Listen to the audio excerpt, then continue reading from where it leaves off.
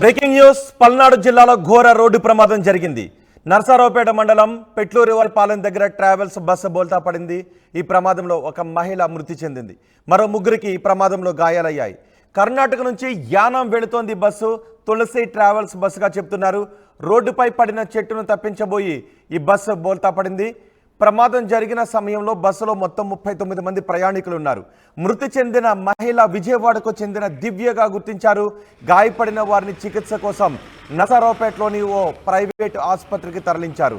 Bus బోల్తా పడిన దృశ్యాలను కూడా మనం ఆర్టీవీ స్క్రీన్ పైన చూస్తున్నాము. రోడ్డుపై పడిన ఒక చెట్టును తప్పించబోయి బస్సు బోల్తా పడింది. బస్సు వేగంగా వస్తుంది.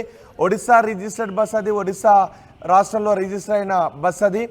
ఆంధ్రప్రదేశ్లో ట్రావెల్స్ తిప్పుతున్నారు. ప్రయాణికుల రవాణా కోసం ఈ బస్సుని ఒక ప్రైవేట్ ట్రావెల్స్ సంస్థ ఉపయోగిస్తుంది.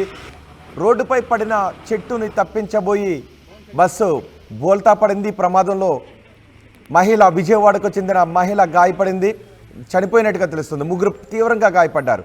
పల్నాడు జిల్లాలో ఈ ప్రమాదం చోటు చేసుకుంది. నర్సారావుపేట మండలం పెట్లూరిపాలెం దగ్గర ఈ ప్రమాదం జరిగింది. ట్రావెల్స్ బస్సు బోల్తా పడడంతో ఒక మహిళ మృతి చెందింది. మరో ముగ్గురికి తీవ్ర గాయాలయ్యాయి. కర్ణాటక నుంచి యానాం వెళుతోంది బస్సు. తులసి ట్రావెల్స్కి చెందిన బస్సు ఇది. రోడ్డుపై పడిన ఒక చెట్టును తప్పించబోయి బోల్తా పడింది. బస్సు వేగంగా వస్తుంది. రోడ్డుపై పడిన ఒక చెట్టును దగ్గరకు వచ్చిన తర్వాత కానీ గమనించకపోవడంతో వెంటనే ఆ చెట్టును తప్పించే ప్రయత్నం చేశాడు డ్రైవర్. వెంటనే ఆ బస్సు బోల్తా పడింది. ఒకసారి ప్రమాద ప్రదేశంలో ఉన్న దృశ్యాలు చూద్దాం.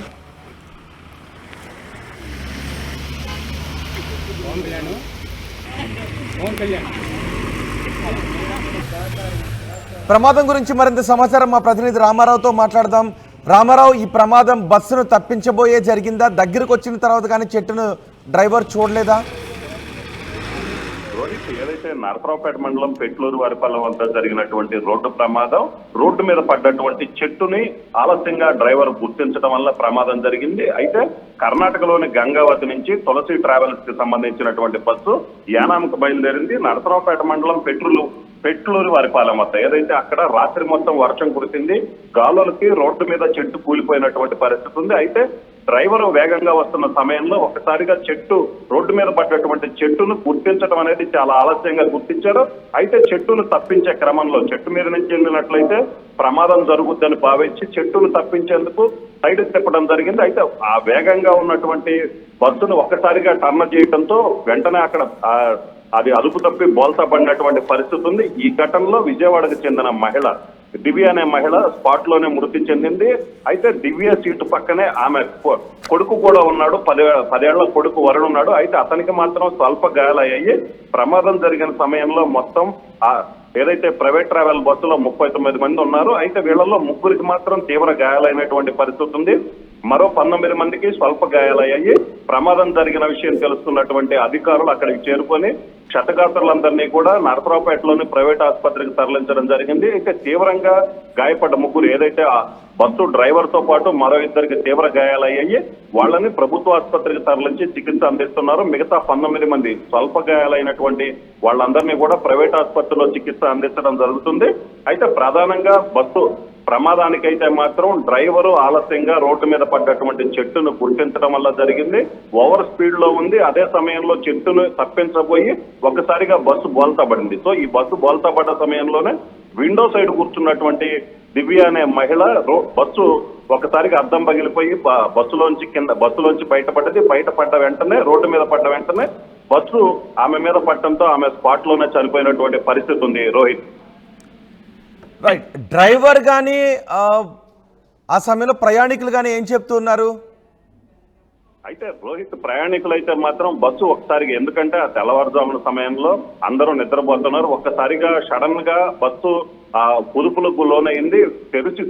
ఏదైతే వాళ్ళు కళ్ళు తెరిచి చూసేసరికి రోడ్డు మీద పడిపోయాము. అయితే అక్కడ సంఘటనా స్థలంలో ఉన్నటువంటి ప్రయాణికులు ఏదైతే గాయపడ్డ వారు ఉన్నారో వాళ్ళు క్లియర్ గా చెప్తున్నారు, రోడ్డు మీద చెట్టు ఉంది, ఆ చెట్టును తప్పించబోవడంతో ఒక్కసారిగా బస్సు బోల్తా పడింది.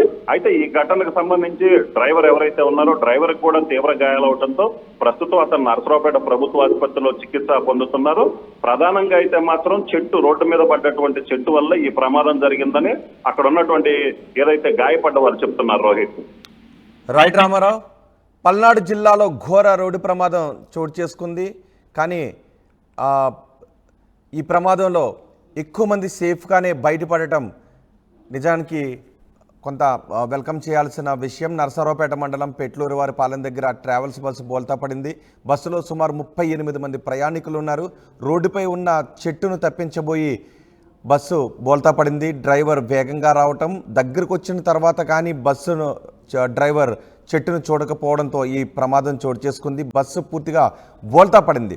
ఆ సమయంలో 38 మంది ప్రయాణికులు ఉన్నారు. కానీ ఒక మహిళ మాత్రం ఆ ప్రమాదంలో చనిపోయింది. మరో 3కి తీవ్ర గాయాలయ్యాయి. కర్ణాటక నుంచి బస్సు పడి ఉన్న చెట్టును తప్పించబోయి ఈ ప్రమాదం చోటు చేసుకుంది. ప్రమాదం జరిగిన సమయంలో బస్సులో మొత్తం 39 మంది ప్రయాణికులు ఉన్నారు. మృతి చెందిన మహిళ విజయవాడకు చెందిన దివ్యగా గుర్తించారు. గాయపడిన వారిని చికిత్స కోసం నరసరావుపేటలోని ప్రైవేట్ ఆసుపత్రికి తరలించారు.